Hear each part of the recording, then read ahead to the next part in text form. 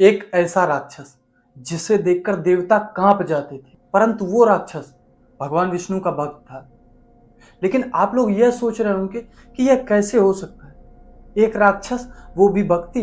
क्या कोई राक्षस भक्ति में ऋषियों को भी पीछे छोड़ सकता है? लेकिन सबसे शॉकिंग बात तो यह है कि उस राक्षस ने बड़े बड़े देवताओं को हराया था, परंतु अपनी मृत्यु के अंतिम समय उसने इंद्र से कहा, इंद्र मुझे मार दो ताकि मैं अपने प्रभु के चरणों में जा सकूं। आखिर क्यों?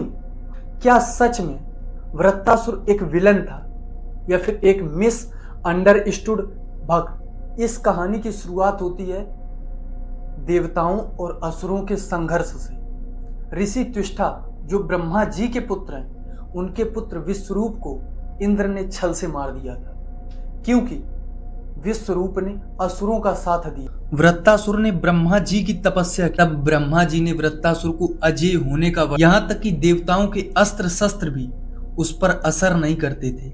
ये कहानी सिर्फ ऋषि त्विष्ठा के बदले की नहीं, बल्कि उसके पूर्व जन्म की भी है, जब वह राजा चित्रकेतु था, भगवान शिव का परम भक्त। राजा चित्रकेतु को माता पार्वती ने श्राप दिया, लेकिन राजा चित्रकेतु ने उस श्राप को भगवान की कृपा मान लिया, और वही राजा चित्रकेतु जब अगले जन्म में वृत्तासुर बने, तब मरणोपरांत उनकी आत्मा भगवान के धाम को गई। राजा चित्रकेतु अंग देश के राजा थे।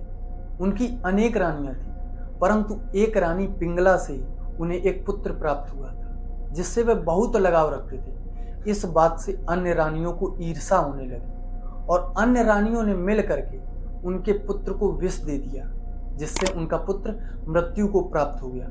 तब राजा चित्रकेतु पुत्र शोक में डूब करके विलाप करने लगे।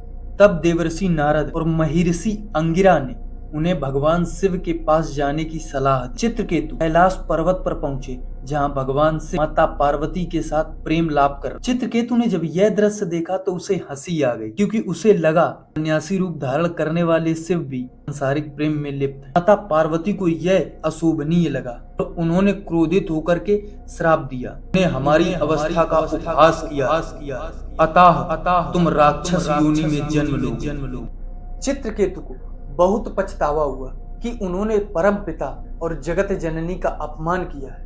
तब भगवान शिव ने उन्हें आश्वस्त करते हुए कहा कि पार्वती का श्राप खाली नहीं जाएगा, तुम वृत्तासुर के रूप में जन्म ले करके देवताओं से युद्ध करोगे और इंद्र के हाथों मोक्ष को प्राप्त हो जाओगे। वृत्तासुर के एक हाथ उठाने पर पर्वत हिल जाते, उसकी आवाज से आकाश गूंज उठता। लेकिन फिर भी जब देवताओं से युद्ध हुआ, तब वृत्तासुर ने धर्म और भक्ति का परिचय दिया कि स्वयं इंद्र भी दुविधा में पड़ गए। जब अंतिम युद्ध हुआ, वृत्तासुर और इंद्र आमने सामने आए, तब वृत्तासुर ने जो लाइन बोली वो इतिहास बन गई। वृत्तासुर ने कहा, हे इंद्र, मैं तुझसे द्वेष नहीं करता हूं, मैं बस इस देह को त्याग कर अपने प्रभु के चरणों में वापस जाना चाहता हूं। तो दोस्तों, क्या आपने ऐसे असुर के बारे में सुना है?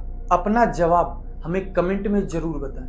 इंद्र ने जैसे ही वज्र का प्रहार किया, वृत्तासुर ने मुस्कुराते हुए अपने अंतिम क्षणों में प्रभु का स्मरण किया, और उसे मृत्यु के बाद वो स्थान प्राप्त हुआ जिसे प्राप्त करना अनन्य भक्तों के लिए भी दुर्लभ होता है। तो भाइयों, क्या एक राक्षस भक्ति का एग्जाम्पल बन सकता है?